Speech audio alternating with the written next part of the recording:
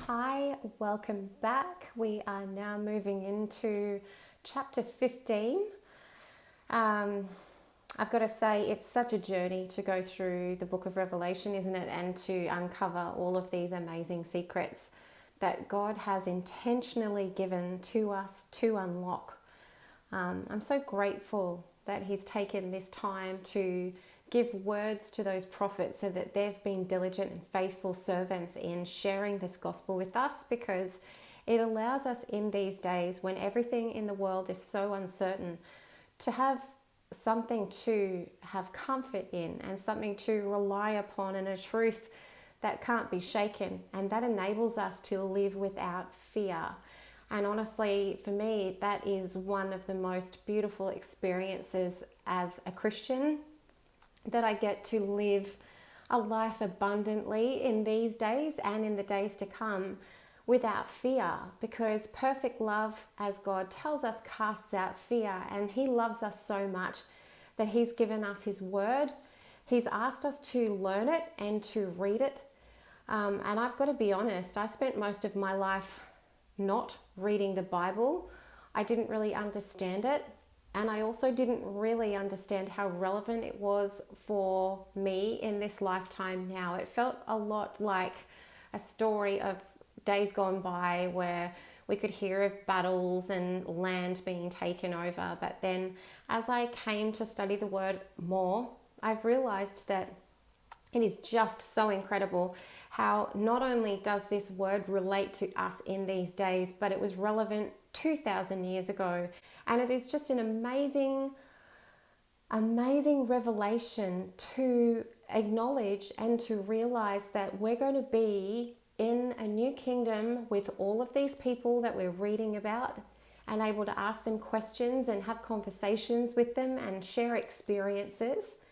And also that we're going to be able to share experiences through our shared experience, because as you can see from this cycle, there are so many periods in history which completely overlap with what we experience now. And for that reason, we're going to have conversations that are going to be relevant to one another.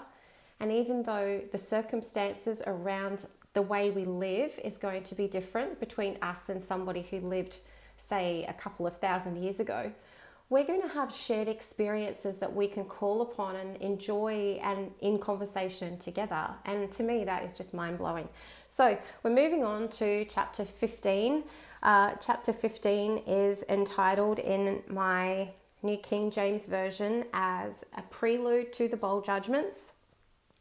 This is obviously one of the chapters or sections in Revelation that I have grappled with the most, because as you can see, I have got notes everywhere, all over, well, basically from here till the end of the book. So we're moving into the bowl judgments. I'm just going to quickly recap on the chapters 11-14, which cover off the mid-tribulation period. And obviously the focus is on the revelation and the establishment of the unholy Trinity in chapters 11 to 14. And Satan, who is also known as the beast and the dragon and the serpent, is permanently cast down to earth, and he attacks Israel.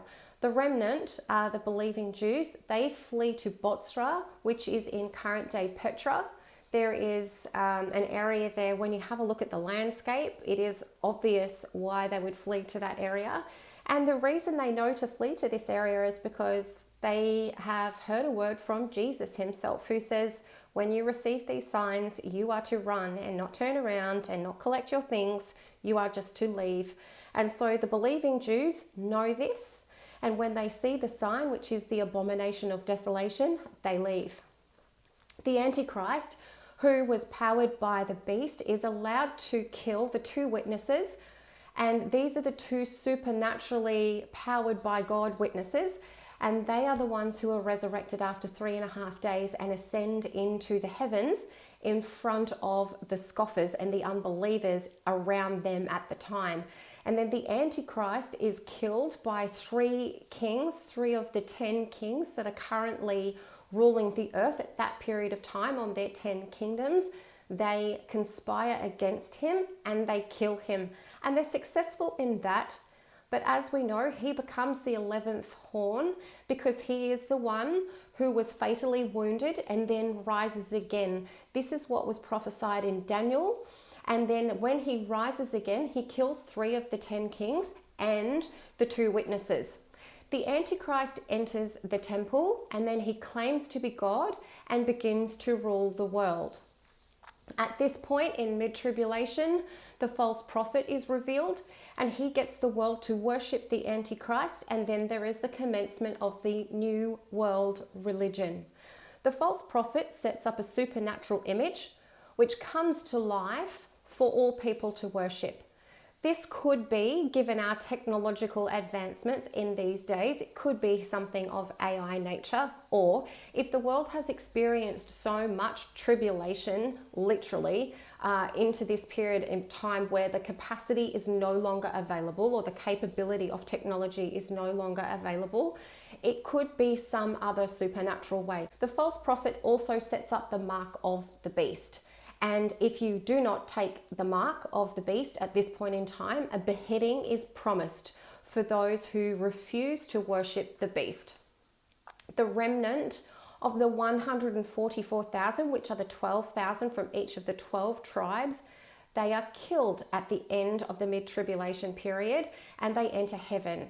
They are told just before they are killed that death is going to be their respite from the earth's wrath.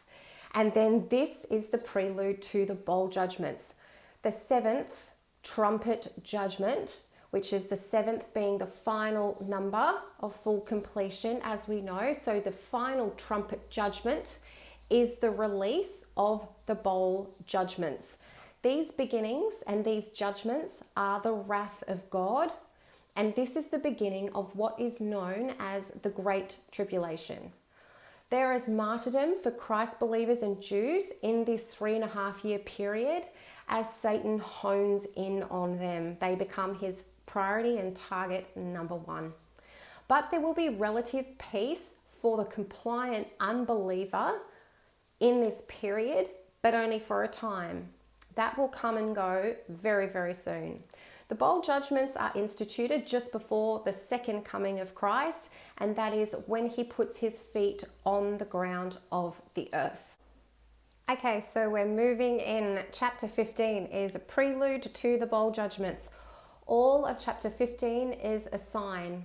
These are the last judgments on the earth, and they are the last fulfillment in terms of the old covenant with Israel.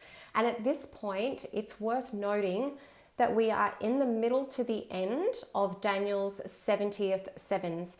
This is detailed in Daniel chapter 9, verse 24. These judgments are not directed at the church or the Christ followers. This is why the church is removed before the 7-year tribulation period begins. It's for unbelieving Israel and the Gentiles being anyone who isn't Jewish or the rest of the world. And they are recipients as a secondary receiver. We're told in Zechariah chapter 13, verse 7 to 9, and Isaiah chapter 48, verses 8 through to 12, that the testing of Israel produces salvation. So even though this is a horrible time, there is a good outcome for the current, at the time, unbelieving Jews. We're told that a heavenly choir sings the songs of Moses and Jesus, and this gives the believers hope through the Great Tribulation period and reminding them that they overcome through death. The song of Moses is sung to the Orthodox unbelieving Jews, and this is a reminder for them to keep hold of the covenant. The parallels in these stories between Exodus and Revelation are obvious between the people and the nation of Israel. It says in chapter 15, the angels prepare the bowl judgments. This means that they are preparing the full wrath of God.